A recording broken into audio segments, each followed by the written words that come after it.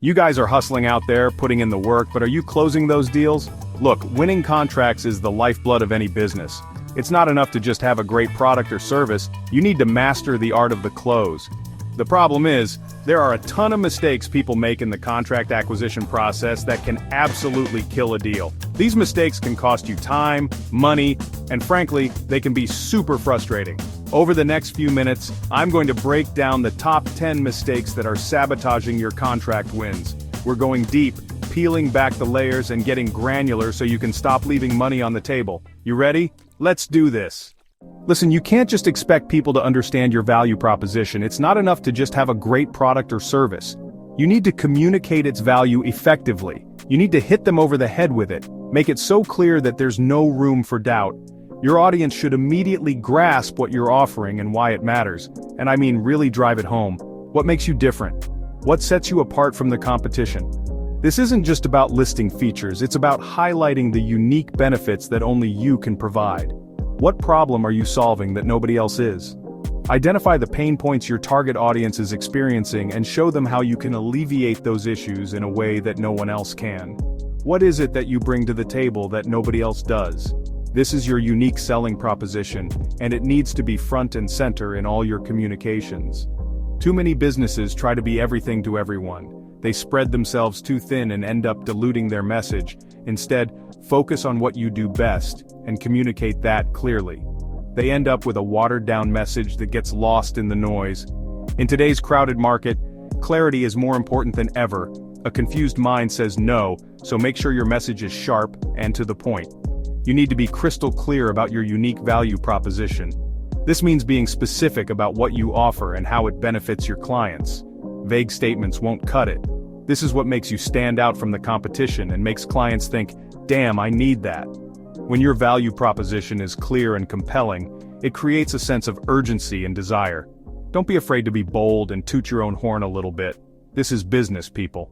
Confidence in your value proposition can be contagious and can help build trust with your audience. You need to believe in your product or service more than anyone else. If you don't have confidence in what you're offering, how can you expect others to? If you don't, why should your potential clients? Your belief in your product or service should be evident in every interaction you have. Here's a tip: focus on the outcome, not the process. Clients want to know what results they can expect, not the nitty-gritty details of how you'll get there. Clients don't care about how you do what you do, they care about the results. Make sure you're communicating the benefits and outcomes clearly. Tell them how you're going to solve their specific problem or need. Tailor your message to address their pain points directly. Make it about them, not you. Remember, clarity is king. The more clearly you can articulate your value proposition, the more likely you are to win their business. If you can't explain your value proposition in a way that's easy to understand, you're going to lose deals. Period. So take the time to refine your message and make sure it's as clear and compelling as possible.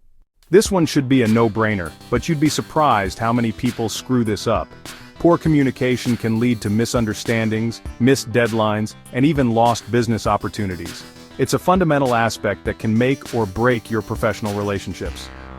Communication is key in any relationship, but it's especially important in business.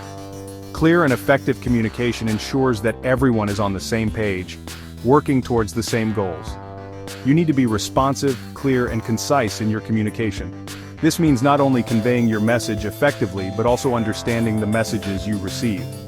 Don't leave clients hanging. Get back to them promptly, even if it's just to say you're still working on something. A quick update can go a long way in maintaining trust and showing that you value their time.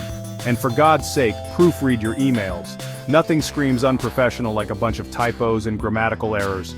Take the extra few minutes to review your messages before hitting send. Be upfront about your availability and stick to your commitments. If you promise to deliver something by a certain date, make sure you do everything in your power to meet that deadline. If you say you're going to do something, do it. Reliability is a cornerstone of professional integrity. It's all about building trust and credibility. When people know they can count on you, they're more likely to want to work with you again. Remember, communication is a two-way street. Ask questions, listen to your clients, and make sure you're on the same page. Active listening is just as important as speaking clearly. Don't be afraid to over-communicate. It's always better to err on the side of too much communication than too little. Over-communication can prevent misunderstandings and ensure that everyone is aligned. Look, I get it. Price is important. But it should never be the only thing you're competing on. If you're constantly trying to be the cheapest option, you're devaluing your product or service. And trust me, clients can smell desperation a mile away. Instead of focusing on price, focus on value. What are you offering that your competitors aren't? What are the long-term benefits of working with you? Remember, you get what you pay for. If you're offering the lowest price, clients are going to expect the lowest quality. Don't be afraid to charge what you're worth. Chapter 4. Mistake number 4, not researching your prospects. You wouldn't walk into a job interview without knowing anything about the company, would you? So why would you go into a sales pitch without doing your research? Before you even think about reaching out to a prospect, you need to know everything you can about them. What are their pain points? What are their goals? Who are their competitors? The more you know about your prospects, the better equipped you'll be to tailor your pitch to their specific needs. This shows them that you're not just trying to sell them something, you're actually trying to help them solve a problem. Chapter 5. Mistake number 5, overlooking relationship building. Listen, business is all about relationships. You can't just expect to close a deal with someone you just met. You need to nurture those relationships over time. Stay in touch with your prospects, even if they're not ready to buy right now. Send them articles you think they might find helpful, invite them to industry events, or just check in with them every once in a while. The more value you provide up front, the more likely they are to think of you when they are ready to buy. Chapter 6. Mistake number 6. Underestimating the competition. Never, ever underestimate your competition. Just because you think you're the best thing since sliced bread doesn't mean your competitors aren't working their asses off to steal your clients. Keep a close eye on what your competitors are doing. What are their strengths and weaknesses? What are they offering that you're not? Use this information to your advantage. Differentiate yourself from the competition by highlighting your unique strengths and offering something that they can't. So you had a great meeting with a prospect. You hit it off, they seemed really interested in what you had to offer. And then, crickets. You never hear from them again. What happened? You didn't follow up. Listen, people are busy. They get caught up in their day-to-day and they forget. It's your job to stay top of mind. Have a solid follow-up strategy in place and stick to it. Send a thank you email after every meeting, follow up with any materials you promised, and check in regularly to see if they have any questions. Chapter 8. Mistake number 8, not being prepared for negotiations. Negotiation is a part of life, and it's definitely a part of business. You need to be prepared to negotiate the terms of your contracts, or you'll end up getting screwed. Before you go into any negotiation, know your bottom line. What are you willing to concede on? What are your non-negotiables?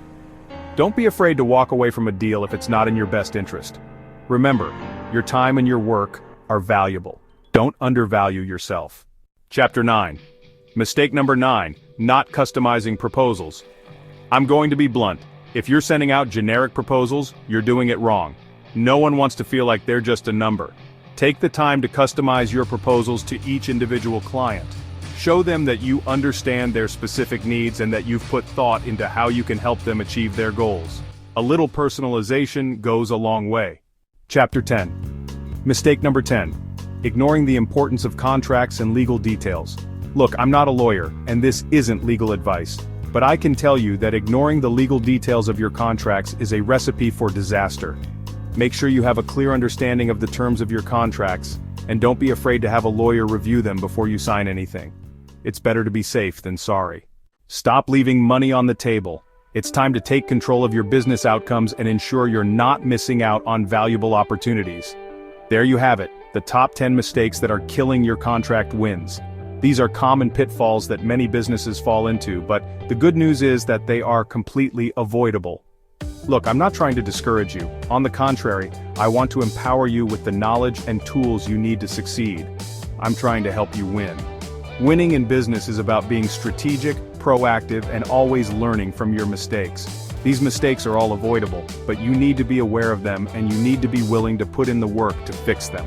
It requires dedication and a willingness to adapt. Take a hard look at your own sales and contract acquisition process. Analyze every step and identify where you might be going wrong. Are you making any of these mistakes? Be honest with yourself, because recognizing the problem is the first step to solving it. If so, it's time to make a change. Don't wait until it's too late. The sooner you address these issues, the better your results will be. Implement the strategies we talked about today and watch your contract success rate soar. Consistency and persistence are key. Now I want to hear from you. Your experiences and insights are valuable, and sharing them can help others in the community.